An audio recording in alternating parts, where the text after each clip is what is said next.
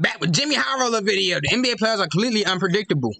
Over the last 2 NBA seasons, I wish they were, bro, so the Clippers can win it all. The easy way, not the hard way. A prediction on who I think will win the NBA title. And I use strictly numbers and potentially predictive metrics to narrow down my decision. You said Celtics the past 2 years, you were wrong. Overall, I think my predictions went all right. In 2022, I chose the Celtics to win it all, and they came within 2 games of doing just that. Last season, I chose the Celtics again, and if it weren't for the Heat being the greatest 8 seed ever assembled, that might have panned out as well. So this season, I considered predicting the eventual NBA champs once again.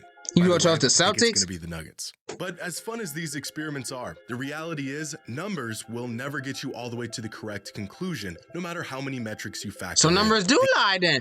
Numbers do lie. The game is just too unpredictable. And just a week into the NBA playoffs, we all got a jarring reminder of just how unpredictable it can be.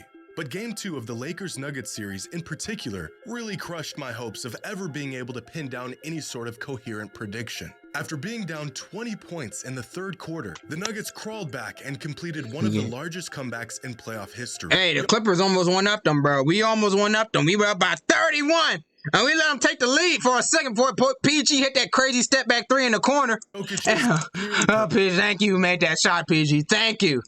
Because when you miss, it's really bad. But when you make it, it's so smooth. It's so smooth when you make your shot. But when you miss, it's really bad. There's no in between with you. Thank you. You were on your game that day. You were on your game. Do pit and poses, talking to the fans. Hey, perfect as playoff PRI. To close out the game. Thank you. And Harden with the floaters, spamming the floaters in the clutch. Recipe for success right there. Time to put a dagger in the hearts of Lakers fans, and we were all stunned. Man had to add wrinkles to his game as he gets older. Smart, Harden, smart. Why did this comeback feel inevitable? The Nuggets were dead in the water at one point in this game, and yet I never felt like they were completely out of it. In no universe should a Miami Heat team without Jimmy Butler and Terry Rozier beat a 64-win Celtics team by double digits. And yet, was this game really all that surprising? Has the NBA, and specifically the playoffs, become more unpredictable than ever before? In the past, it always felt like there were teams who skated past the first round, teams that seemed to be levitating above others on their way to the conference finals. But in today's NBA, all bets are off. Any team can win at any moment. Yep, if you betting on a team to win, that's risky business right there. Salute to you, because you better than me. Hey, you better than me. I don't have the guts. I don't have the guts. I would never. I don't have the guts. It's too unpredictable. Unless you're friends with the Waking Barris or whatever the new name is that y'all been talking about. Becoming more and more irrelevant to postseason success. But why is this? Here's a relatively normal win probability chart. The line starts in the middle, where both NFL fans. Okay, Jimmy. Jimmy Howard, not Mr. Beast, but Jimmy Howard. Teams have a 50-50 chance of winning. The closer the line gets to the top or the bottom. Is it every person named Jimmy's good at something? Dude, he got 2 dudes on YouTube that's good at YouTube, Jimmy Howard and Mr. Beast. Then you got another Jimmy in the NBA. He's a all-star. Of winning becomes. Then you got a Jimmy in the NFL. I think he's a Hall of Famer. Hold on to it until the end of the game. This is then you got Jimmy Neutron, smart as hell. You know what I'm saying? Jimmy was not.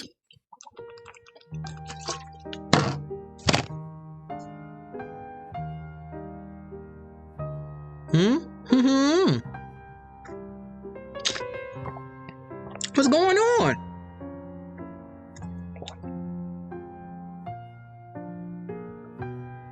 Huh? It's like somebody's heartbeat.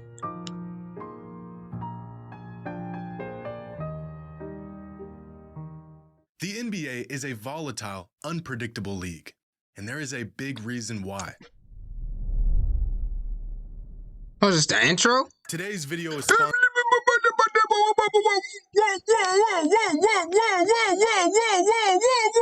Whoa, Jimmy! Color-coded Hubba Bubba Max. Map. Punch in the promo code and you're done. Take advantage of this deal while it's still around. Download the SeatGeek app and use code Jimmy10 for 10% off any order. Is any lead safe? What, the rip his jersey? Today? 10 points isn't nearly enough of He a had to cushion. rip his A jersey over 20-point one win game. is considered a blowout by any metric. You and better yet, off as throwing long it in as the there's stands time and left ripping on your the jersey. clock, a 20-point lead can be chipped away relatively quickly in the NBA today. The Nuggets overcoming a 20-point deficit in Game 2 against the Lakers was He had to remarkable. knock down. He had to knock down AD. He about to knock down AD. Overcoming a 20-point That's deficit crazy. And he got the game winner on until they in knocked him against the down. Lakers was remarkable. But you know what's even crazier? With a minute and 15 seconds left in this game, the Nuggets had 92 points. They ended the game with 101.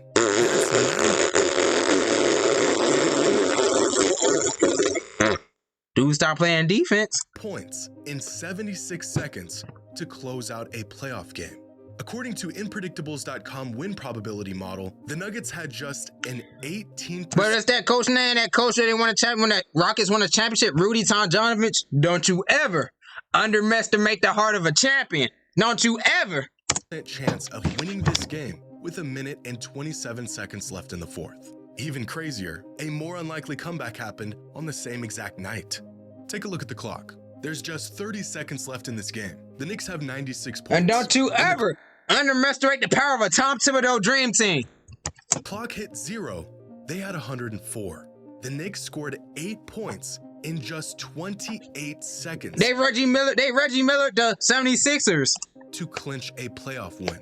You cannot predict this. There's no metric that will see this coming. There's no game plan or scheme to prevent this. The Knicks had just a 1.7% chance of winning this game with 47 seconds left on the clock. A couple three-pointers and free throws later, and those chances were all but irrelevant. And even when games don't come down to the wire like this, they are still completely unpredictable. In Game 2 of the Celtics Heat series, Boston was favored by 15 points going into this game. They lost by 10 points. One of the best regular season teams in NBA history lost to a team missing 2 of their starters. They're one of the best teams in NBA history? The 2016 Warriors, 96 Bulls. Who else? Warriors again, 2015 and 17. Who else? Wow. Best regular season teams in NBA history. Digits. The NBA This is we as doing research volatile now. and unpredictable as it's ever been.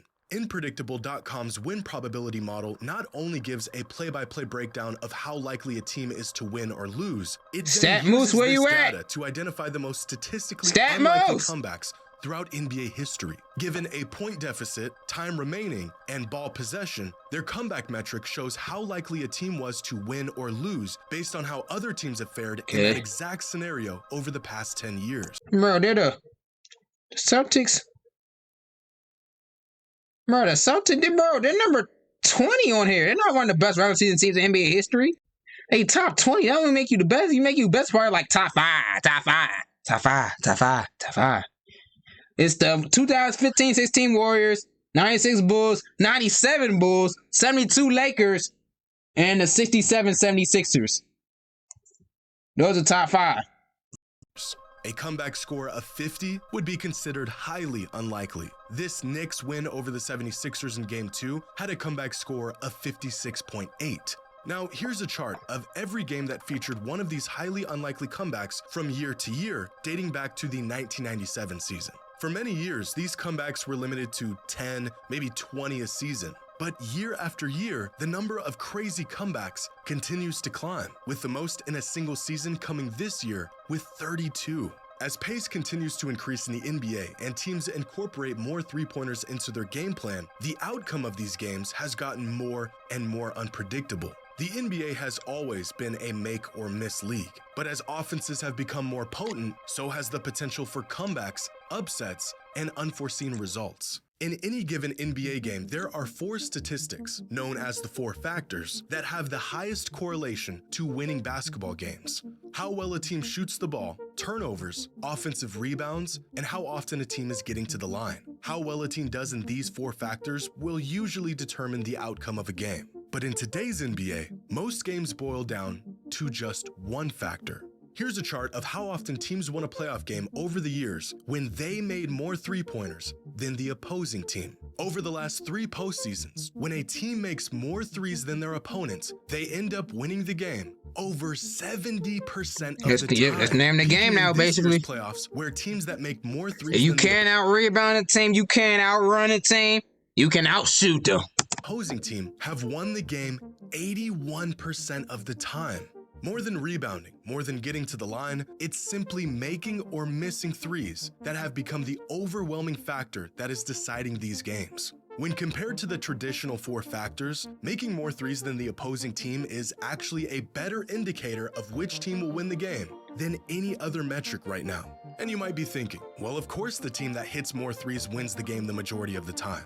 But this wasn't always the case. Yeah. In fact, in the past, hitting more threes had almost no correlation to whether a team was going to win or not. You casuals From didn't know that. 1990 to Back in 1990, you don't matter how many threes you hit, you still lose the game. But now, you know what I'm saying? You put the sliders up all the way to not 100, but like 75. You're going to win the game every time. 1994, when a team made more threes than their opponent, they won about 45% of the time. So not only were threes not prioritized, teams that relied more on three-pointers actually performed worse than other teams. From 2010 to 2014, the win rate for teams that hit more threes than their opponent in the playoffs jumped to about 55%. So just a decade ago, making more threes gave teams a slight edge over their opponent, but it was still just one of many variables that would determine the outcome of a game. Curry! Three-pointers were viewed as almost a home run, a game breaker, even if the shot was a good open look. Teams didn't take a lot, and they didn't make a lot. But over the last decade, the shot has not only become the focal point for many offenses, it has become the deciding factor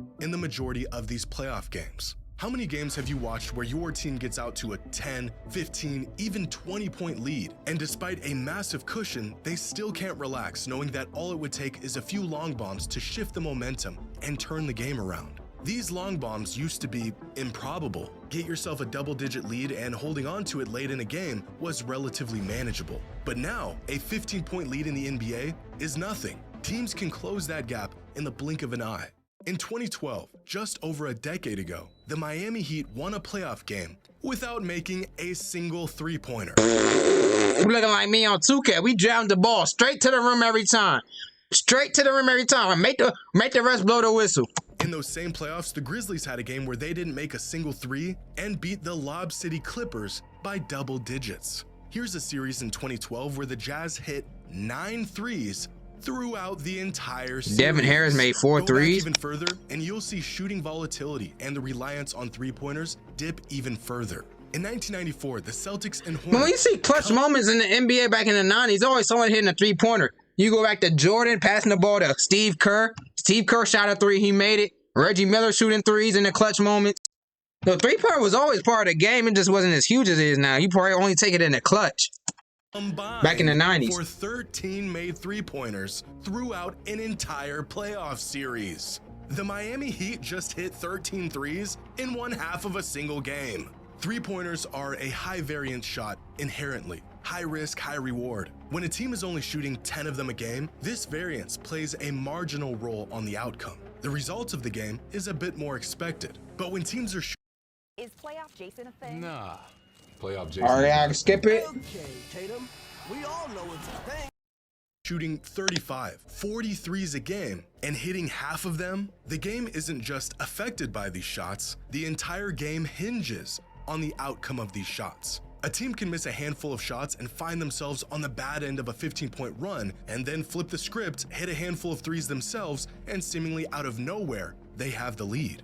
In their first 3 games against the Nuggets, the Lakers have held a double-digit lead at some point in the game. And yet, when watching these games, the score might as well be tied with how explosive. They're in Galveston, Texas. They held a double-digit lead all 4 games. Now they're in Galveston, Texas. What-de-doo? That doesn't mean anything. The Nuggets offense is. And this volatility has seen a spike in the postseason So Kyrie in do that? comparison to the regular season this year. Usually in the postseason, teams score less than they do in the regular season. The game slows down, teams have an entire series to prep for the opposing team's schemes. That's and all right, sets. do that. Scoring gets more difficult. But over the last few seasons, this discrepancy from regular season performance to playoff performance has only grown larger. Between an increase in games missed from key players, injuries going into the playoffs, and the previous mentioned us some, variance Jimmy. in shooting Give and us scoring, some, Giannis a in team the doing big. well in the regular season has become more and more non-predictive of how they will do in the playoffs. Over the last 20 seasons, on average, teams are scoring about 3 to 4 less points in playoff games than they do in regular season games. So far in the 2024 playoffs, the league is averaging 10.5 less points scored per game than they did in the regular season. Dang, right now they really look like me on 2K. Dang. This is an unprecedented gap. This I score fall-off probably like 160 when I play my 2K, and then I simulate. We only score probably like 110. They looking like me in 2K. shows just how disconnected On the my regular season mode has gotten from the playoffs. This has always been the case, but it is far more prevalent now than ever before. Here's a moment in Game 2 of the Bucks-Pacers series. With less than 11 minutes left in the fourth quarter, the Pacers had a 4-point lead on the Bucks. That's a one-possession game. 5 minutes and 23 seconds later, the Pacers were up.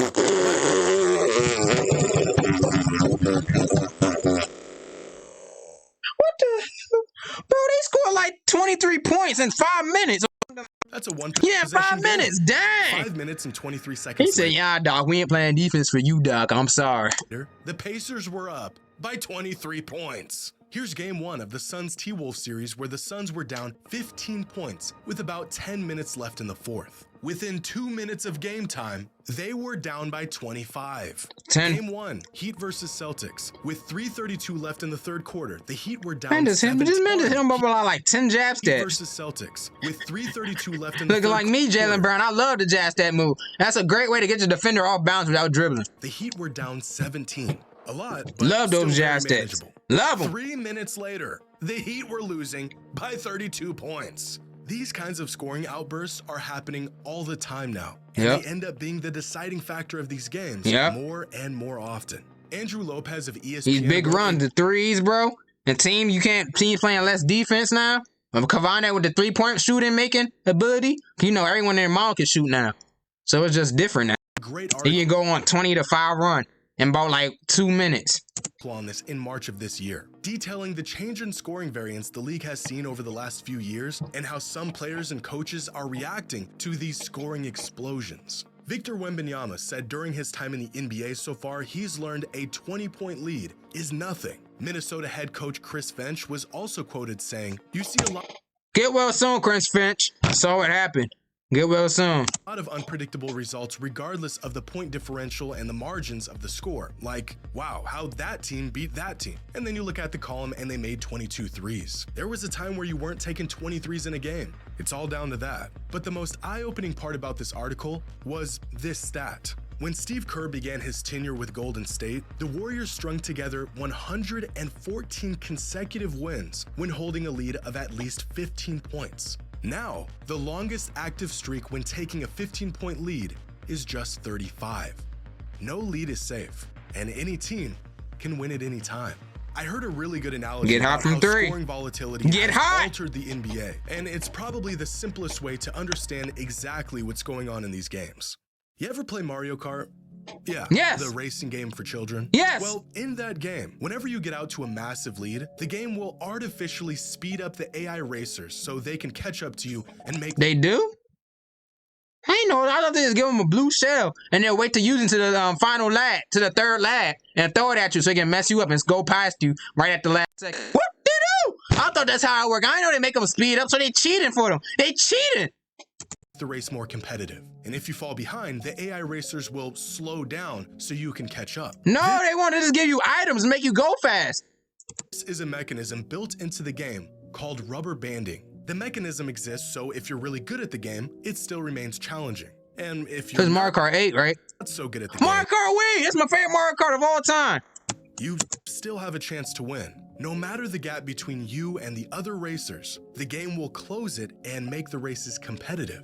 Scoring variance, three-point volatility, and shot making has triggered this rubber banding in the NBA. When a team jumps ahead by 2 Man, what to use Mario Kart reference. Even though I don't agree with them on that.